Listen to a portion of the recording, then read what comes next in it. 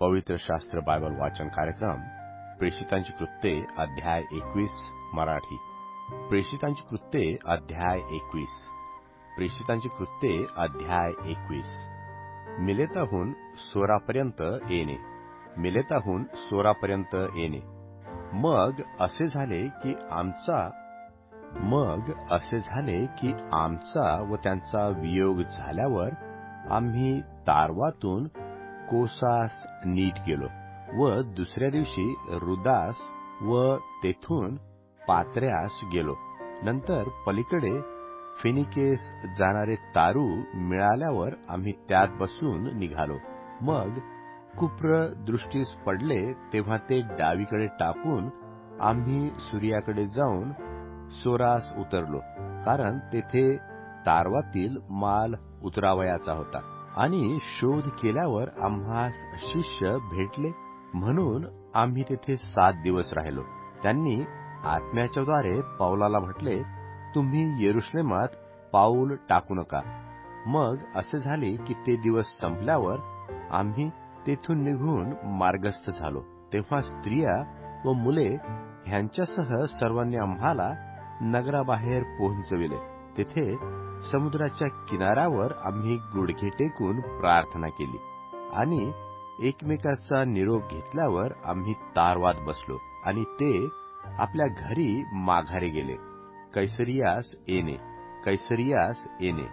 मग आम्ही आपला स्वरापासूनचा जलप्रवास संपविला आणि त्वतलमैसास अर्थात टोलेमैसास येथे येऊन व बंधुजनास भेटून त्यांच्या येथे 1 दिवस राहिलो. मग दुसऱ्या दिवशी आम्ही निघून कैसरियास आलो आणि सुवार्तिक फिलिप ह्याच्या घरी जाऊन उतरलो. हा 7पैकी एक होता. त्याला 4 अविवाहित मुली होत्या. त्या परमेश्वरीय संदेश देत असत. तेथे आम्ही पुष्कळ दिवस राहिलो असता अगब नावाचा कोणी एक संदेष्टा यहुद्याहून खाली आला. त्याने आम्हाकडे येऊन व पौलाचा कमरबंद घेऊन आपले हातपाय बांधून म्हटले, पवित्र आत्मा असे म्हणतो की हा कमरबंद ज्या माणसाचा आहे त्याला यरुशलेमात यहुदी लोक ह्याप्रमाणे बांधून परराष्ट्रीयांच्या हाती देतील. हे ऐकून आम्ही व तेथल्या लोकांनीही तुम्ही यरुशलेमास जाऊ नका अशी त्याला गळ घातली. तेव्हा पौलाने उत्तर दिले, तुम्ही रडून माझे मन खचविता हे काय? मी नुसता बंधनात पडण्यासच नव्हे तर प्रभू येशू ख्रिस्ताच्या नावासाठी यरुशलेमात मराव्यास देखील तयार आहे. तो ऐकत नाही. हे पाहून प्रभूच्या इच्छेप्रमाणे हो असे म्हणून आम्ही स्वस्थ राहिलो. यरुशलेमास येणे. त्या दिवसानंतर आम्ही आपली तयारी करून यरुशलेमास वर गेलो. आमच्याबरोबर कैसरियातील कित्येक शिष्यही आले. त्यांनी आपल्या येथील कुप्र येथील म्नासोन या जुन्या शिष्याला आणले. त्याच्या येथे आम्ही राहणार होतो. यहुद्यातून ख्रिस्ती झालेल्यांची समजूत घालण्यासाठी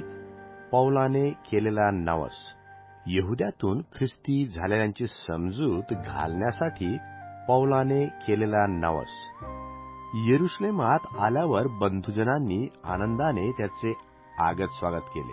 मग दुसऱ्या दिवशी पौल आम्हासह याकोबाच्या येथे गेला आणि सर्व वडीलही तेथे आले. तेव्हा त्याने त्यास भेटून आपल्या सेवेच्या योगे जी कार्ये परमेश्वराने परराष्ट्रीयामध्ये केली होती त्या एकेकाविषयी सविस्तर सांगितले. हे ऐकून त्यांनी परमेश्वराचे गौरव केले व पौलाला म्हटले, भाऊ, ज्यांनी विश्वास ठेवला आहे असे हजारो लोक यहुद्यामध्ये आहेत हे तुम्ही पाहतच आहात. ते सर्व नियमशास्त्र अभिमानी आहेत.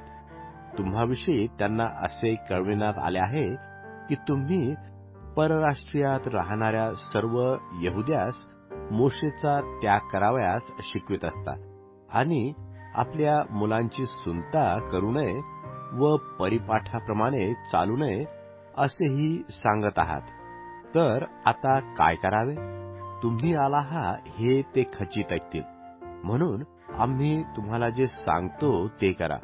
ज्यांनी नवस केला आहे असे आमच्यात 4 जण आहेत. त्यांना घेऊन त्यांच्यासह तुम्हीही व्रतस्थ व्हा आणि त्यांनी मुंडन करावे, म्हणून त्यांचा खर्च तुम्ही भरा. म्हणजे तुम्हाविषयी जे कळविण्यात आले आहे त्यात काही अर्थ नसून तुम्ही स्वतः नियमशास्त्र पाळून व्यवस्थेने वागता हे सर्वांस कळून येईल. परंतु ज्यांनी विश्वास ठेवला आहे अशा परराष्ट्रीय संबंधाने आम्ही निर्णय करून लिहून पाठविले आहे की त्यांनी मूर्तीला अर्पिलेले पदार्थ, रक्त, गळा दाबून मारलेले प्राणी व व्यभिचार ह्यापासून अलिप्त राहावे. तेव्हा पौल त्या माणसांना घेऊन दुसऱ्या दिवशी त्यांच्याबरोबर व्रतस्थ होऊन मंदिरात गेला आणि ज्या दिवशी त्यांच्यातील एकेकासाठी अर्पण करावयाचे त्या दिवसापर्यंत व्रताचे दिवस आपण पूर्ण करीत आहोत असे त्याने दाखविले. यरुशलेमात दंगा व पौलाला अटक. यरुशलेमात दंगा व पौलाला अटक. ते 7 दिवस पूर्ण होण्याच्या सुमारास आशिया प्रांतातल्या यहुद्यांनी त्याला मंदिरात पाहून सर्व लोकसमुदायाला चिथवले आणि त्याच्यावर हात टाकून आरोळी मारून म्हटले, अहो इस्रायल लोकांनो, धावा हो धावा. आपले लोक नियमशास्त्र व हे स्थळ ह्याच्या विरुद्ध जो चहूकडे सर्वांना शिकवतो तोच हा आहे. शिवाय ह्याने हेलेन्यास मंदिरात आणून हे पवित्र स्थान विटाळविले आहे. त्यांनी इफिस्कर त्रफीम ह्याला पूर्वी त्यांच्याबरोबर शहरात पाहिले होते. त्याला पौलाने मंदिरात आणले असावे अशी त्यांची कल्पना होती. तेव्हा सर्व शहर गजबजून उठले व लोकांनी एकच गर्दी केली आणि त्यांनी पौलाला धरून मंदिरातून बाहेर ओढून काढले. तोच दरवाजे बंद करण्यात आले.